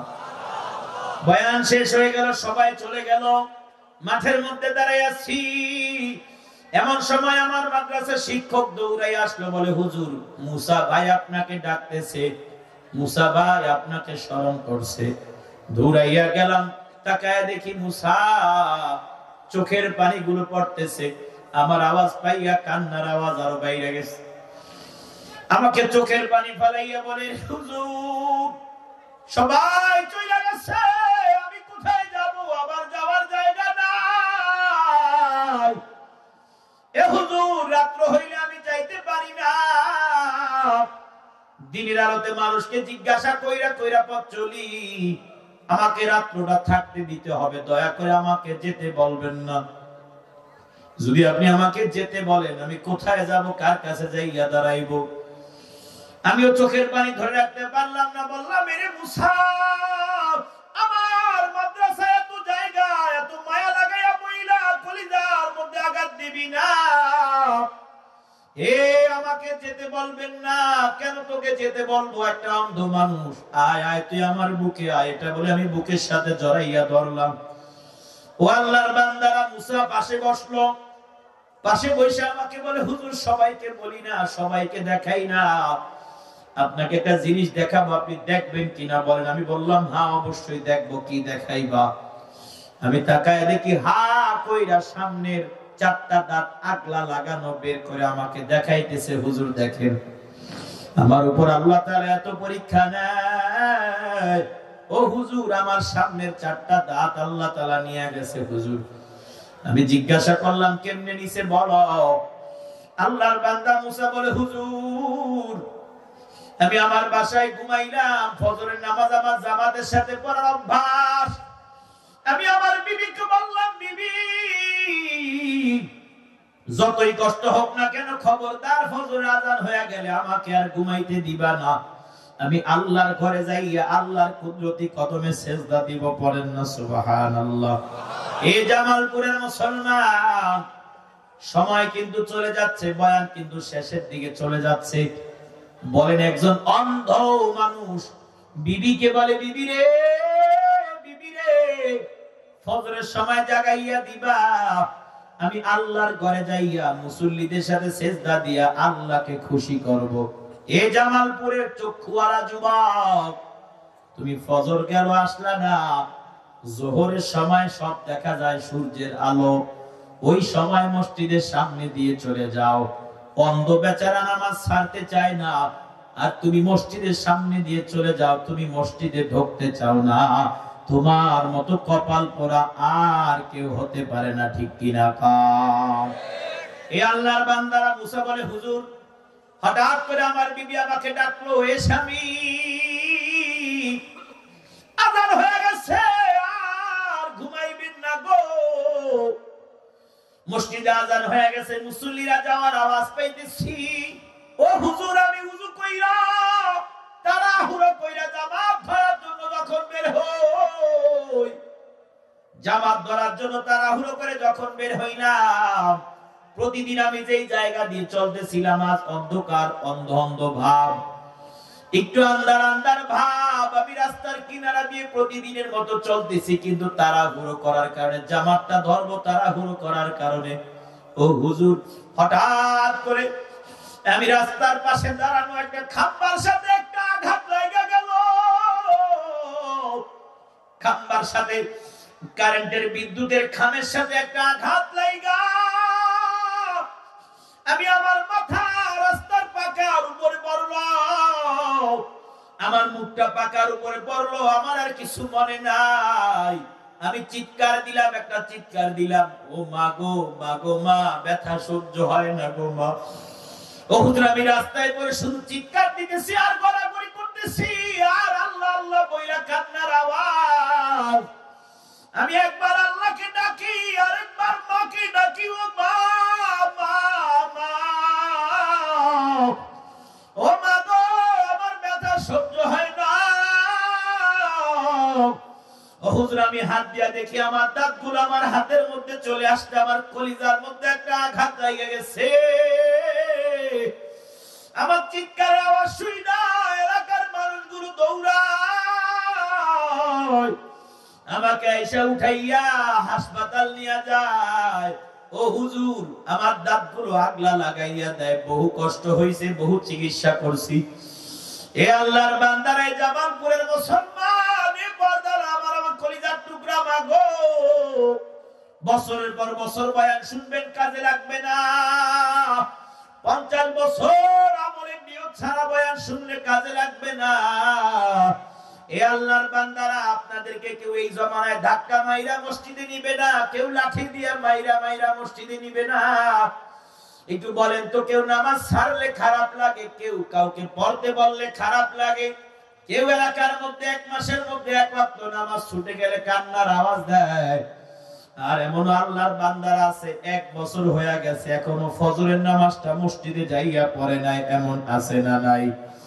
এই আল্লাহর বান্দারা, আল্লাহ বলে বান্দা ওয়া ইন তাউদ্দু নি'মাতাল্লাহি লা তুহসুহা, ও বান্দা তুই নিয়ামত দিয়ে তোকে আমি ঢাইকা রাখলাম, তোর মাথার তালু থেকে পায়ের তালু পর্যন্ত সব আমি আল্লাহর নিয়ামত। এই বান্দা চোখের দিকে তাকাইবি, আন্ধা বানাই নাই, চোখগুলো রাখলাম, এটা আমি আল্লাহর নিয়ামত। এই বান্দা আমি তোর মস্তিষ্ক ভালো রাখলাম, এটা আমি আল্লাহর নিয়ামত। এ বান্দা আমি তোর হাতগুলো ভালো রাখলাম, এটা আমি আল্লাহর নিয়ামত। আজ আসার সময় দুপুর বেলা হোটেলে উঠলাম খানা খাওয়ার জন্য, নারায়ণগঞ্জের এক হোটেলে বসলাম খানা খাওয়ার জন্য। আমরা সবাই খানা খাই, হঠাৎ করে তাকায় দেখি এক আল্লাহর বান্দা বা হাত দিয়া খানা খাইতেছে। অনেকক্ষণ তাকায় ছিলাম, কেন মনে মনে বলি রে আল্লাহ, ওই বান্দারা তো চাইলে আপনি হাত দুই কানা রাখতে পারতেন, আমার হাত চাইলে এক কানা নিয়ে যাইতে পারতেন। হাত আল্লাহর পক্ষ থেকে নিয়ামত, জবান আল্লাহর পক্ষ থেকে নিয়ামত। জবান পাইয়া যাকে তাকে গালি দেওয়া যাবে না, হাত পাইয়া যার তার গায়ে আঘাত করা যাবে না। উচ্চ আওয়াজে বলেন হাত নিয়ামত কার? এ জামালপুরের মুসলমান, হাতের শুকরিয়া আদায় করো। বলে হুজুর হাতের শুকরিয়া কেমনে আদায় করব? অতীতে যারা করছেন, গুনাহ করছেন তো করছেন, সামনে আবার হাত শুকরিয়া আদায় করার আরেকটা পদ্ধতি আসতেছে, আরেকবার সুযোগ আসতেছে। জামালপুরের মুসলমান, হয়তো বা এই সুযোগ আপনাদের জন্য শেষবারের জন্য হতে পারে। সারা বাংলার জমিনের মুসলমানদের, দাড়িওয়ালাদের, টুপিওয়ালাদের, এইভাবে জুব্বাওয়ালাদের, ইমামদের, খতিবদের, মুসলমানদের সুযোগটা বিজ্ঞান গবেষণা করে বলে, দেশের গবেষকরা বলে, সামনের নির্বাচনে যদি মুসলমানরা হাতের শুকরিয়া আদায় কইরা এই হাত দিয়ে যদি ইসলামের পক্ষে ভোট দিয়ে ইসলামকে বিজয়িত না করে, আগামী 200 বছরের মধ্যেও আর মুসলমানরা মাথা চাড়া দিয়ে উঠতে পারবে না। বলো ঠিক কিনা? হে জামালপুরের মুসলমান, অতীতে যা গুনাহ করছেন করছেন, বলেন কিয়ামতের ময়দানে হাত যদি আপনার পক্ষে সাক্ষ্য দেয়, হে আল্লাহর বান্দারা, অতীতে আপনাদের ভোটে চোর নির্বাচিত হয়েছে, অতীতে আপনাদের ভোটে নির্বাচিত হইয়া ডাকাতি করছে, চুরি করছে, এমপি হইয়া, মন্ত্রী হইয়া, আপনার ভোট পাইয়া এমপি হইয়া, মন্ত্রী হইয়া রাস্তারিটা চুরি কইরা খাইছে, গম চুরি কইরা খাইছে। শুধু তা নয়, এলাকার বিধবা নারীদের বিধবা ভাতার কার্ডগুলো পর্যন্ত চোরের দল চুরি কইরা খাইছে। ঠিক কিনা কার? এ আল্লাহর বান্দারা, তাহলে সামনে হাতের নিয়ামতের শুকরিয়া আদায় করতে হবে। ঠিক কিনা কার? আই জামালপুরের মুসলমান, আগামীতে যদি এই হাত দিয়ে যদি চোরকে ভোট দেন, আপনার ভোটে যদি চোর নির্বাচিত হয়, আপনার ভোটে যদি ডাকাত নির্বাচিত হয়, কিয়ামতের ময়দানে আল্লাহ হাতের বিচার করবে। ঠিক কিনা কার? এখন দলমত নির্বিশেষে ইসলামের জন্য কাজ করার সুযোগ আসছে। ঠিক কিনা কার? না, চায়ের দোকানে বসে অনেকে দোয়া করে, হুজুররা যদি এক হয়ে যাইত আমরা ইসলামের পক্ষে ভোট দিতাম। ঠিক কিনা কার? আরে কথা বলেন ঠিক কিনা?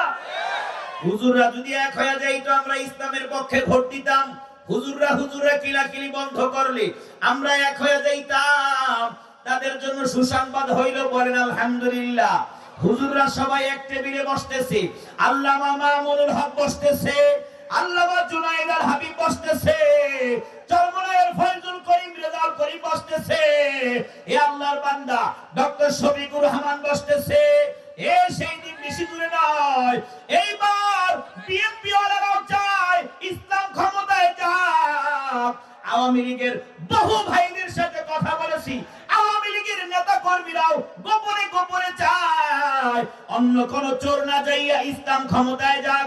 বিএনপির ভাইরাও বলে ইসলাম ক্ষমতায় যাক, জামাত বলে ইসলাম ক্ষমতায় যাক, চরমোনাই বলে ইসলাম ক্ষমতায় যাক, খেলাফত বলে ইসলাম ক্ষমতায় যাক। ইসলাম ক্ষমতায় যাক, আপনারা এই ময়দান থেকে চান কারা কারা? দুটো হাত তুলে দেখান।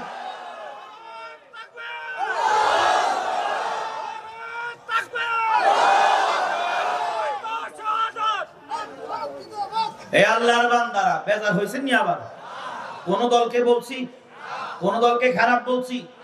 এই বাংলার জমিনের 92% মুসলমানদের দেশে আমরা এখনো সবাই দাড়িওয়ালা, টুপিওয়ালা, অন্তত কোরআনের পক্ষে আর সুন্নাহর জন্য আমরা সবাই এক হইতে রাজি আছি। ঠিক কিনা কর?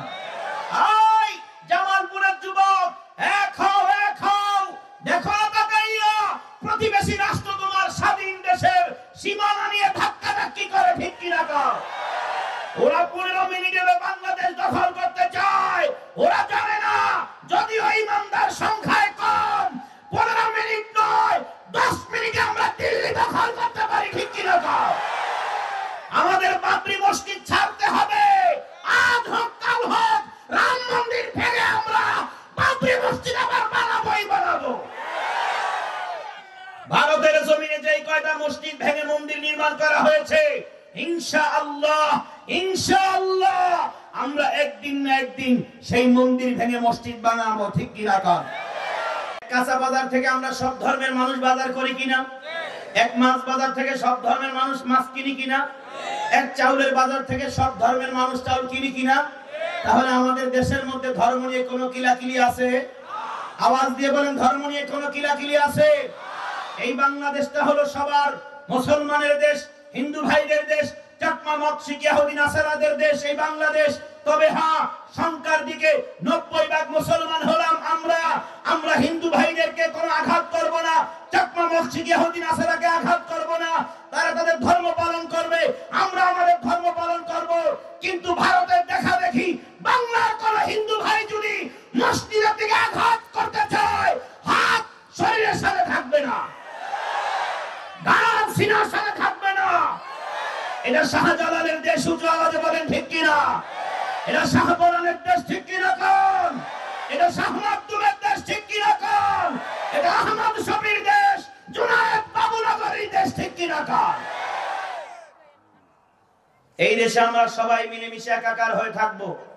এবার আলহামদুলিল্লাহ আমার খুব ভালো লেগেছে, ভারতের যে প্রোপাগান্ডা, ভারতের যে মিথ্যা প্রচার, ওদের মিডিয়াগুলোতে ওরা যে মিথ্যা প্রচার করেছে বাংলাদেশের সংখ্যালঘু নির্যাতনের নামে, আল্লাহর কসম করে বলি এর 100% সংখ্যালঘু নির্যাতন বাংলাদেশে হয় নাই, ঠিক কিনা কোন? অথচ এর বিপরীতে আমরা ভারতের দিকে তাকাইলে দেখি, আমরা ভারতের আসাম রাজ্যের দিকে তাকালে দেখি বহু মাদ্রাসা এইভাবে রাতের আধারে ভেঙে দিয়েছে। মুসলমানের ফ্রিজে গরুর গোশত থাকবে, এটা স্বাভাবিক, মুসলমান গরুর গোশত খায়। মুসলমানের ফ্রিজে তালাশ করে গরুর গোশত পেয়ে তাকে কুকুরের মতো কুবিয়ে জবাই করে হত্যা করেছে। এই নির্যাতনগুলোকে ঢাকার জন্য ওরা বাংলাদেশে শুধু শুধু মিথ্যা নির্যাতনের নাটক সাজায়, ঠিক কিনা কর? এই জামালপুরের মুসলমান, এখন আমাদের জন্য করণীয় হলো আমাদেরকে সতর্ক থাকতে হবে, অন্য ধর্মের ঘরে যেন কেউ আঘাত করতে না পারে। সেদিন আমরা দেখলাম আমাদের কুমিল্লাতে না কোন জায়গায় যেন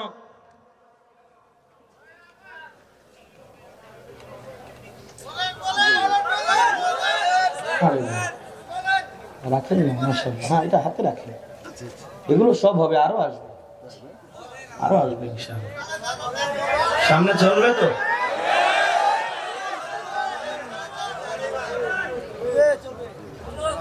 আল্লাহ আমাদের সবাইকে কবুল করুন। আসলে নারায়ণগঞ্জ থেকে সেই 2টায় রওনা হয়েছি, প্রায় 8 থেকে 9 ঘন্টা গাড়িতে গাড়িতে। খুব জ্যাম তো আজকে, আবার সাভার এই লেনে কি মারামারি না কিলাকিলি হয়েছে, রাস্তা বন্ধ, চিবা চাবা দিয়ে আসতে হয়েছে। ফজর নামাজ এই মাঠে না হয়ে কিয়ামতের মাঠে হইলে কেমন হয়? জামালপুরের প্রোগ্রাম এমনিতেই ভয় পাই। আমাদের বরিশালের অঞ্চলে 11:30 সর্বোচ্চ, শেষ দিন হলে 2 দিন 3 দিন 5 দিন তো আমাদের বরিশাল অঞ্চলে প্রোগ্রাম হয়। আপনাদের এই সমস্ত অঞ্চলে অধিকাংশ একদিন প্রোগ্রাম হয়, কিন্তু আমাদের বরিশালের এই সমস্ত অঞ্চলে কমপক্ষে 2 দিন 3 দিন 5 দিনও আছে। তো সেখানে শেষ দিন হয়তো 12টা পর্যন্ত যায়, এর আগে যেই কয়দিন থাকে সর্বোচ্চ 11:30, এর মধ্যে প্রোগ্রাম শেষ।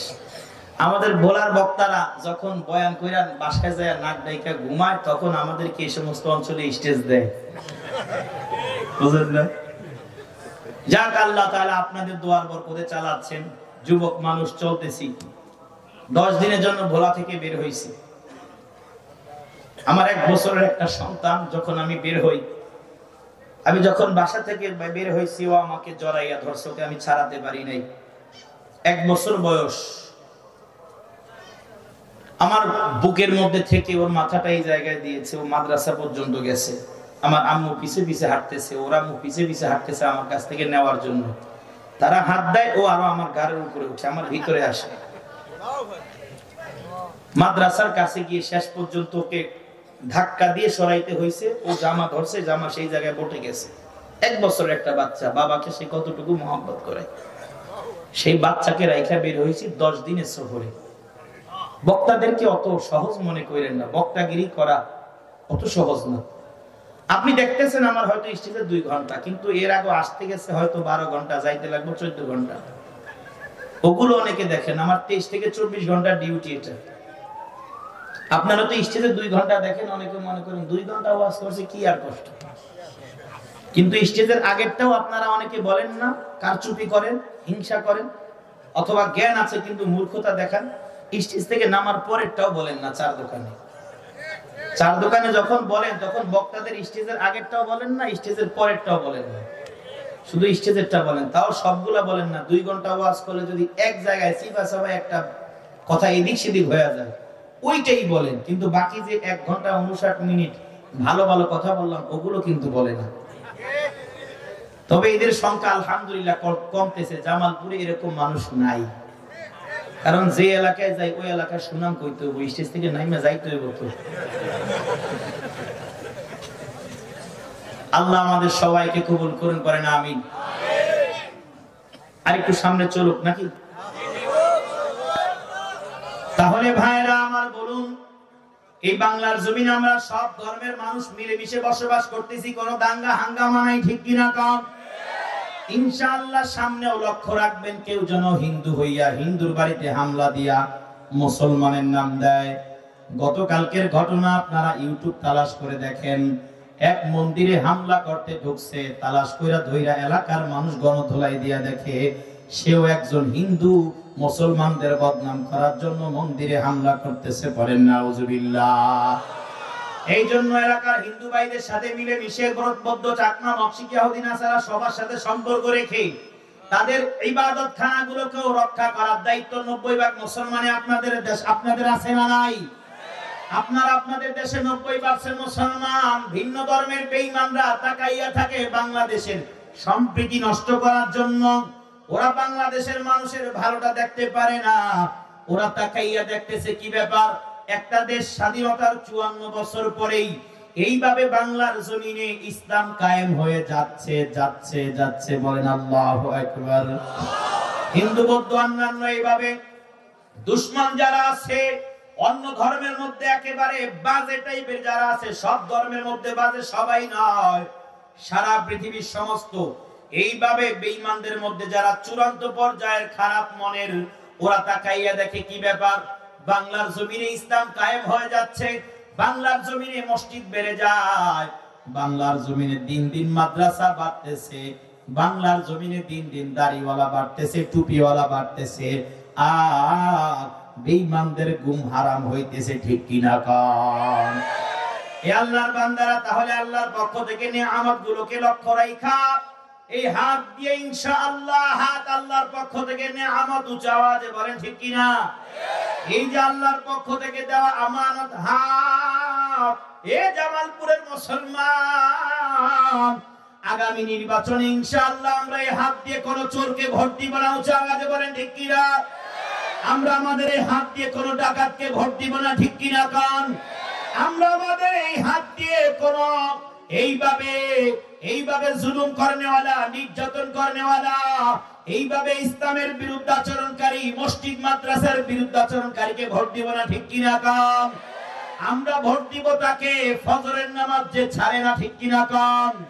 এই শীতের মধ্যে যেই নেতা ফজরের নামাজ ছাড়ে না, যেই নেতা আল্লাহর হক নষ্ট করে না, এ জামালপুরের মুসলমান, ওই নেতাকে যদি নেতা বানাও, শীতের রাতে যেই নেতা আল্লাহর হক নষ্ট করে না, ওই নেতা তোমাদের গরিব দুঃখী অসহায় মুসলমানদের হকগুলোকেও নষ্ট করবে না, ঠিক কিনা কান?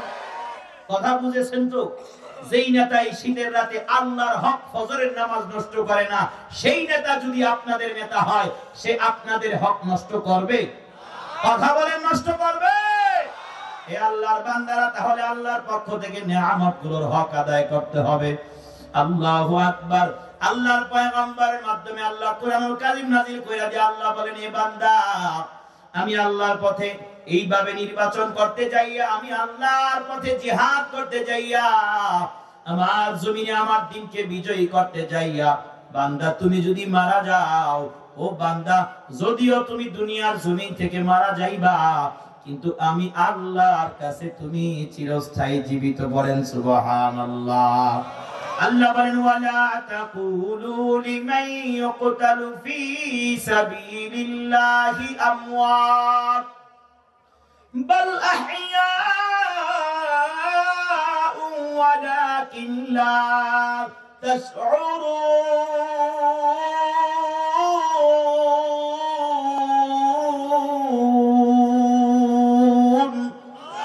আল্লাহ বলে আমি আল্লাহর পথে যারা জীবন দেয় তারা আমি আল্লাহর কাছে জীবিত। এই বাংলার জমিনের মুসলমান, আপনারা জানেন ওই আফগানিস্তানের জমিনে বেঈমানের ঘরের বেঈমান 1 বছর 2 বছর 3 বছর নয়, 5 বছর 10 বছর নয়, 19টা বছর পর্যন্ত মুসলমানদের উপরে তারা জুলুম করছে। 19টা বছর পর্যন্ত মুসলমানদের উপরে নির্যাতন করছে। আসমান থেকে উপর থেকে বোমা ফালাইয়া হাজার হাজার মা বোনদের বুক খালি করছে, হাজার হাজার মুসলমান যুবকদেরকে শহীদ করছে। এ আল্লাহর বান্দারা, আল্লাহ বলে ইন্নাল্লাহা মা'আস সাবিরিন। ও বান্দা ধৈর্য ধরো, ধৈর্য ধরে সামনে কদম বাড়াও। আর আমি আল্লাহর কাছে নামাজের মাধ্যমে, সবরের মাধ্যমে আমি আল্লাহর কাছে সহযোগিতা চাও। এ জামালপুরের মুসলমান, ওই আফগানিস্তানের জমিনের মধ্যে 19 বছর পর্যন্ত আমার মুসলমান ভাইরা সিজদায় পড়ে আল্লাহর কাছে কাঁদছে আর বলছো দয়ার মালিক, আয় আল্লাহ বেঈমানদের থেকে দেশটাকে বাঁচাও। ওরা আমাদের যুবতীদেরকে ধর্ষণ করতেছে, ওরা আমাদের যুবতীদেরকে কুকুরের সাথে লাগাইয়া দিতেছে। এ আল্লাহর বান্দারা, 19 বছর পর আজ তাকাইয়া দেখো ওই আফগানিস্তানের জমিনে আল্লাহ তাআলা কালিমার পতাকা উড়ায় দিছে, ঠিক কিনা কর? এই আমার তাকায়া দেখেন ফিলিস্তিনের জমিনে বেঈমান হামলা করতেছে। ওই ইসরায়েলের বেঈমান নেতানিয়াহু হাজার হাজার লক্ষ লক্ষ মুসলমানদেরকে দইরা নিয়া ছোট ছোট রুমের মধ্যে পাগলা কুকুর লাগায়া দেয়। জীবিত মুসলমানদের গোশতগুলোকে কেটে কেটে ওরা কুকুরকে খাওয়ায়। এ জামালপুরের যুবক, তোমার দয়া নাই মায়া নাই, তুমি বন্ধুদের সাথে আড্ডা দিয়াই তুমি হ্যাপি, নিজেকে খুশি মনে করো। সারা পৃথিবীর মুসলমান এক আল্লাহর বান্দা। এ আল্লাহর বান্দারা, ইতিহাস পড়ে দেখো ওই বেঈমান নেতানিয়াহুর সৈন্যদের দল আমার কলিজার টুকরা যুবতী বোনদেরকে, হাফেজা হাফেজা বোনদেরকে, যাদের সিনার মধ্যে 30 পারা কালাম আল্লাহ দিছে, এই 30 পারা হাফেজাদেরকে ধরে নিয়ে ওরা বেঈমানের ঘরের বেঈমান, ওরা পাগলা কুকুর লাগাইয়া দেয়। ওরা একে ধর্ষণ করে করে উলঙ্গ করে রাস্তায় ছেড়ে দিয়ে বলে যাও দৌড়াও। ওরা এইভাবে বন্দুকের নলায় রাইখা গুলি করে ব্রাশ ফায়ার করে হাজার হাজার মুসলমানদের রক্তে রঞ্জিত করে ফিলিস্তিনের জমিন। এ আল্লাহর বান্দারা, আল্লাহর পয়গম্বরের মাধ্যমে আল্লাহ বলেন, ও পয়গম্বর, যারা আমি আল্লাহর পথে জীবন দেয় তারা মৃত নয়, তারা আমি আল্লাহর কাছে জীবিত। এ আল্লাহর বান্দারা, আবু বকর পয়গম্বরকে মুহাব্বত কইরা দ্বীনের জন্য জীবন দিছে, আবু বকর কামিয়াব হইছে। হযরত উমর, যেই উমরের ব্যাপারে আল্লাহর পয়গম্বর বলেন, লাউ কানা বা'দি নাবিয়্যুন লাকানা উমর। এই দুনিয়ার মানুষ, আমি আল্লাহর পয়গম্বর ঘোষণা করছি, হযরত উমরের মধ্যে আল্লাহ এমন গুণ দিয়া দিছে, আমার পরে যদি কেউ নবী হইতো আল্লাহ তাআলা উমরকে নবী বানাইয়া দিত। পড়েন সুবহানাল্লাহ। ওই উমর, এই মাদ্রাসার ছাত্র ভাইরা, আপনারা ইতিহাস জানেন, হযরত উমর খলিফা অবস্থায় মসজিদের মধ্যে নামাজে সিজদার মধ্যে হাজির। বেঈমানের ঘরের বেঈমান সুযোগ তালাশ করতেছে। হযরত উমর সিজদার মধ্যে গেছে, বেঈমান বিষাক্ত খঞ্জর দিয়ে হযরত উমরের কলিজার মধ্যে আঘাত কইরা দিছে। বেঈমানের ঘরের বেঈমান হযরত উমরকে বিষাক্ত এইভাবে খঞ্জর দিয়া পেটের মধ্যে আঘাত কইরা দিছে। আল্লাহু আকবার। কিতাবের মধ্যে পাওয়া যায়, হযরত উমর সিজদার মধ্যে পইরা কান্নার আওয়াজ, বল দয়ার মালিক, আয় আল্লাহ, আমি সিজদায় পইরা গেলাম, আমাকে তুমি শহীদি মর্যাদা দাও। এ আল্লাহর বান্দারা হযরত ওমর শহীদি মর্যাদা পায়, হযরত খাব্বাব রাদিয়াল্লাহু তাআলা আনহু, খুবাইব রাদিয়াল্লাহু তাআলা আনহু, মায়ার নবীর কলিজার টুকরা সাহাবী হানজালার কথা আপনারা সবাই জানেন। হানজালা মায়ার নবীর এত পাগল। এ আল্লাহর বান্দারা যুদ্ধের দামামা বেজে যায়। ওয়ালা তাকুলু লিমান ইউকতালু ফি সাবিলিল্লাহি আমওয়াত। এই আয়াতের সাথে আমি ঘটনাটা টেনে আমি আলোচনা শেষ করে দিব। হানজালার যুদ্ধের আওয়াজ বেজে যায়।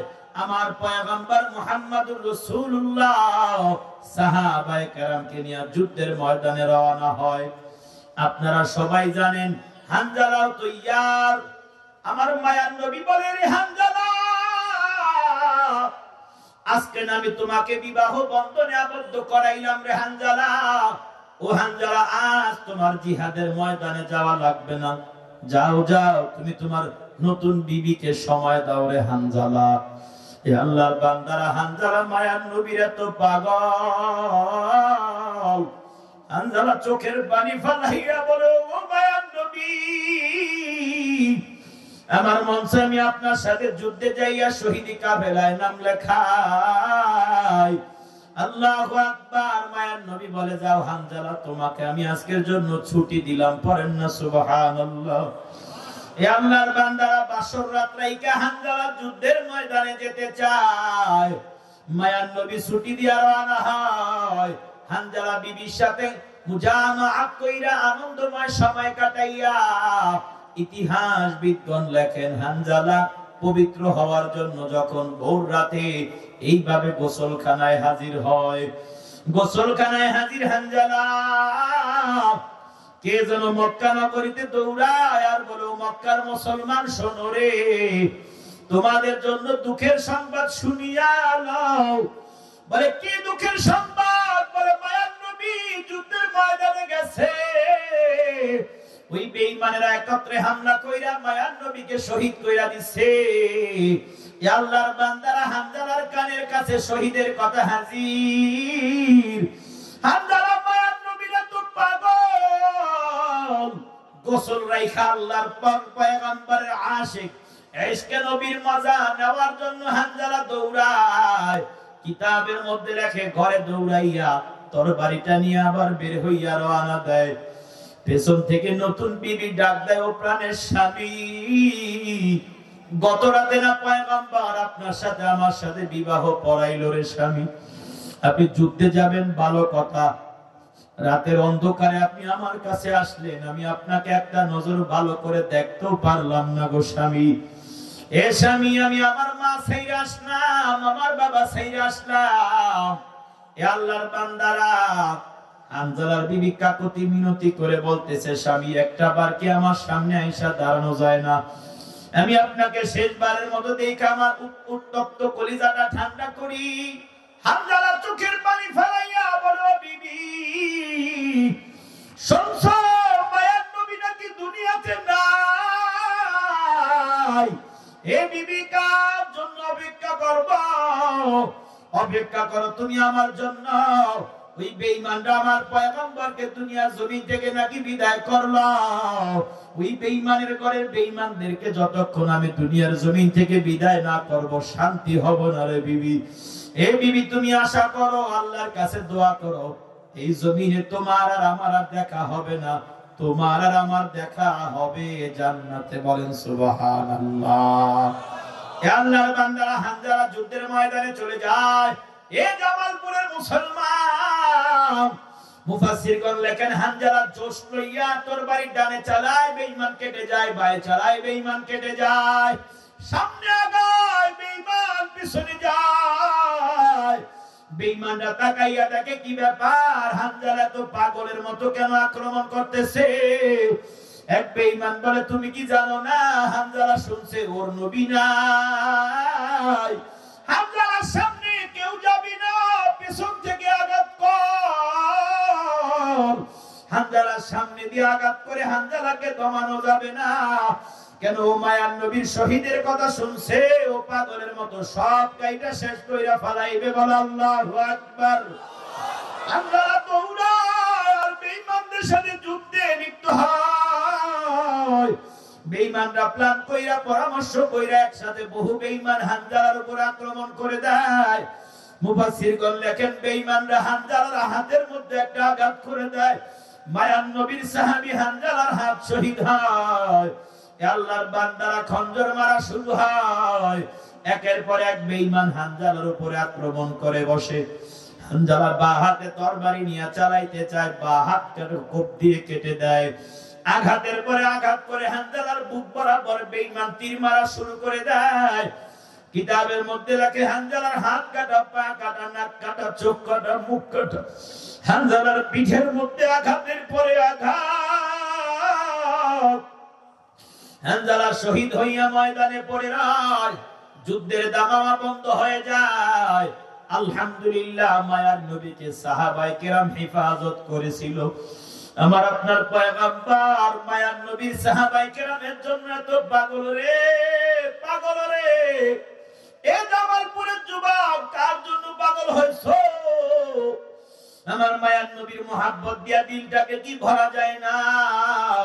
আমার মায়ার নবীর সুন্নতের আদর্শ দিয়া কি জীবনটাকে চালানো যায় না? বলো, আমার মায়ার নবীর পোশাকের চাইতে তোমার মেসির পোশাকটা সুন্দর কিনা? বলো, আমার মায়ার নবীর পোশাকের চাইতে তোমার নেইমারের পোশাকটা সুন্দর হলো কবে? বলো, আমার মায়ার নবীর তরিকার চাইতে তোমার মুহাব্বতের ক্রিকেটারদের, ফুটবলারদের চেহারাটা সুন্দর হইল কবে?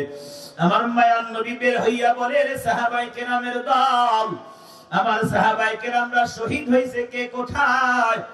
জলদি করে আমার সাহাবায়ে কেরাম শুহাদাদের লাশগুলোকে এক জায়গায় করো। আমি পয়গম্বর নিজের হাতে জানাজা দিয়া, আমি পয়গম্বর নিজের হাতে আমার সাহাবায়ে কেরামকে দাফন করব। বলেন সুবহানাল্লাহ। আল্লাহর পয়গম্বর সাহাবায়ে কেরামকে একত্রিত করলো, জানাজার নামাজ শুরু করে দেয়। হাত কাটা, পা কাটা, নাক কাটা, চোখ কাটা, মুখ কাটা, কারো অর্ধেক নাই, কারো শরীরটা এইভাবে থেতলাইয়া দিছে বেঈমান। কারো শরীরের মধ্যে তীর গুলো পড়ে আছে। ওই উত্তপ্ত মরুভূমি রক্তে রঞ্জিত হয়। আল্লাহর পয়গম্বর বলে, সাহাবায়ে কেরাম গোসল করাইবি না, সাহাবায়ে কেরামকে রক্ত সহকারে দাফন দে। আল্লাহর ফেরেশতারা আয়েশা যখন দেখবে শরীরে রক্ত, ওই ফেরেশতারা বুঝা যাবে বান্দা আল্লাহর পথে শহীদ। এ আল্লাহর বান্দারা জানাজার নামাজ পড়াইয়া দিবে, এমন সময় আল্লাহর পয়গম্বর কানে আওয়াজ পায়, ও মায়ার নবী। আল্লাহর পয়গম্বর তাকাইয়া দেখে মাঠের এক প্রান্ত থেকে কে যেন দৌড়ায়। আল্লাহর পয়গম্বর অপেক্ষা করতেছে, কিছুক্ষণের মধ্যে তাকাইয়া দেখে এই তো আল্লাহর বান্দি, একজন বান্দি চলে আসছে। কান্না করতে করতে কান্নার আওয়াজে বলে, ও পয়গম্বর, ও পয়গম্বর, আমি আপনার মায়াবী সাহাবী হানজালার বিবি। ও পয়গম্বর, তাকাইয়া দেখেন হানজালার দেহটা কোথায়, হানজালা শহীদ হইছে কোথায়? ও পয়গম্বর, আমার স্বামীর লাশটা কোথায়, একটু তালাশ কইরা দেখেন। বলে, কেন? বলে, পয়গম্বর, আপনার শহীদের কথা শুইনা হানজালাকে ধইরা রাখতে পারি না। আপনার মায়ের সাহাবী হানজালা নাপাক অবস্থায় দৌড়ায়। উহুদের ময়দানে হাজির হইয়া হানজালা শহীদ হয়। ও পয়গম্বর, হানজালা নাপাক, নাপাক, নাপাক। সব সাহাবীদেরকে গোসল ছাড়া দাফন দিল, হানজালাকে গোসল ছাড়া দাফন দিবেন না। এ আল্লাহর বান্দারা হানজালাকে মায়ার নবী বলে, রে আমার সাহাবায়ে কেরামের দল, তালাশ করে দেখো আমার মায়ার নবীর সাহাবী হানজালা কোথায়? সাহাবায়ে কেরাম তালাশ করতেছে, হানজালার দেহ মুবারক কোথায়? তালাশ করতে করতে যাইয়া দেখে এক জায়গায় পড়ে আছে, শরীরটা রক্তে লাল হয়ে গেছে। হানজালার শরীর থেকে রক্তগুলো জোরে জোরে জমিনে পড়তেছে। নতুন বিবিকে ঘরে রাইখা শাহাদাতের তামান্না পুরা হয়ে গেছে। আল্লাহর বান্দারা হানজালাকে ধরাধরি করে যখন মায়ার নবীর সামনে আনলো, পয়গম্বর বলল, সাহাবায়ে কেরামের দল, আমার হানজালাকে গোসলের ব্যবস্থা করে দাও। এ আল্লাহর বান্দারা আল্লাহ তাআলা জিবরাইলকে পাঠায়, ও জিবরাইল, যাও যাও আমার মায়ার নবীকে বলো, পয়গম্বর, যে হানজালা নতুন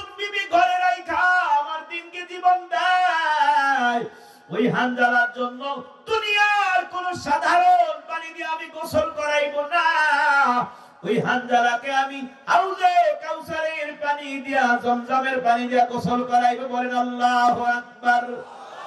আর আওয়াজে বলেন আল্লাহু আকবার। কান্দিয়া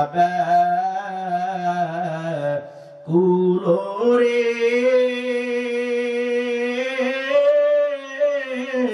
হানজালা শহীদ রে, কলিজা ভেঙ্গে ছেড়ে সেই জঙ্গে উহুদে,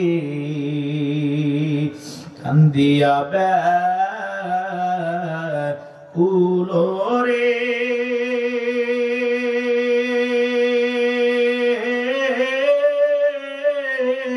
হানজালা শহীদ রে, কলিজা ভেঙ্গে ছেড়ে সেই জঙ্গে উহুদে,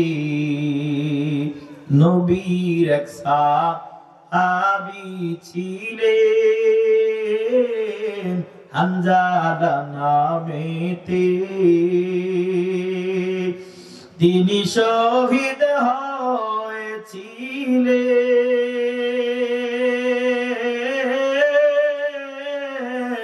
বিবাহের রাত রীতের সেই জঙ্গে উহুদে, নবীর ডাকি আধার রাতে কহেন বিবির তরে, বিয়ের রাতে রে চল শিরনে,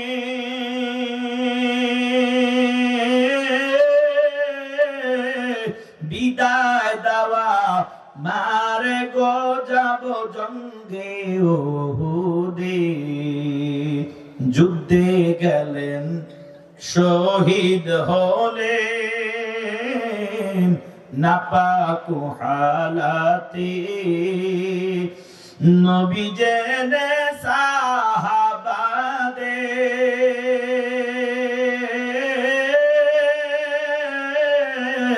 বলেন গোসল দিতে রে সেই জঙ্গে উহুদে, অমনি গাইবি আওয়াজ নবীজি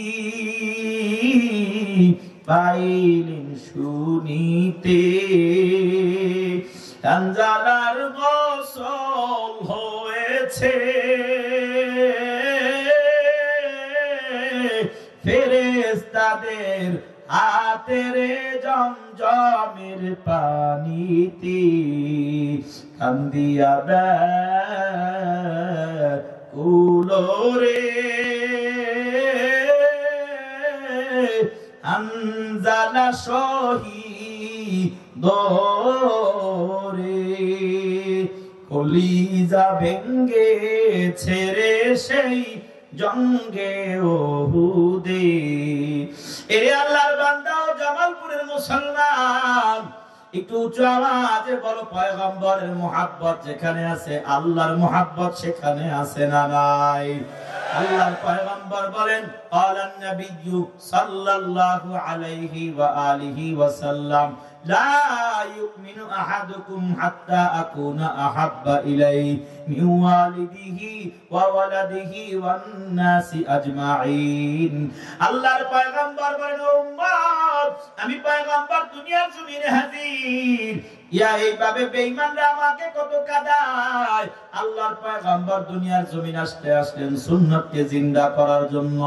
এ জামালপুরের মুসলমান, ও পর্দার আড়ালের আমার কলিজার টুকরা মা বোনদের দল, আল্লাহর পয়গম্বরের এইভাবে মুহাব্বত নিয়া, ইশকে নবী নিয়া দুনিয়ার জমিনে যদি কদম বাড়ায়, আবু বকর যেমন বরকত পায়, উমর যেমন বরকত পায়, উসমান আলী যেমন বরকত পায়, খাব্বাব খুবাইব যেমন বরকত পায়, ইনশাআল্লাহ আমরা যদি পয়গম্বরের সুন্নাতকে মানতে পারি, আল্লাহর কালাম মানতে পারি, পয়গম্বরের আদর্শ মানতে পারি, হারামটাকে ছাড়তে পারি, হালালটাকে ধরতে পারি, সুদ ঘুষকে ছাড়তে পারি, হালাল খাবার ধরতে পারি, জিনা ব্যভিচার ছাড়তে পারি, বেপরদাকে ছাড়তে পারি, পর্দাকে ধরতে পারি, বলো বলো বলো যে আবু বকর, ওমর, উসমান, আলী আল্লাহর পয়গম্বরের কোরআন মাইনা আলো এখনো ঘরে ঘরে চিপায় চাপায় জ্বালাইবেন বুঝি? হাত নামান। এই স্লোগানটা সংশোধন করার দরকার আছে। কোরআন সুন্নাহর আলো আজ 54 বছর পর্যন্ত ঘরে ঘরে চিপায় চাপায় জ্বালাইছি, ঠিক কিনা কম? কিন্তু সংসদ ভবন পর্যন্ত নিতে পারি নাই, ঠিক কিনা কম না? এইবার ইনশাআল্লাহ দলমত নির্বিশেষে কোরআন সুন্নাহর আলো সংসদে জ্বালাইব। রাজি আছেন কারা কারা? আয় আল্লাহ আপনি সবার হাতগুলোকে কবুল করেন, সবাই করেন আমিন।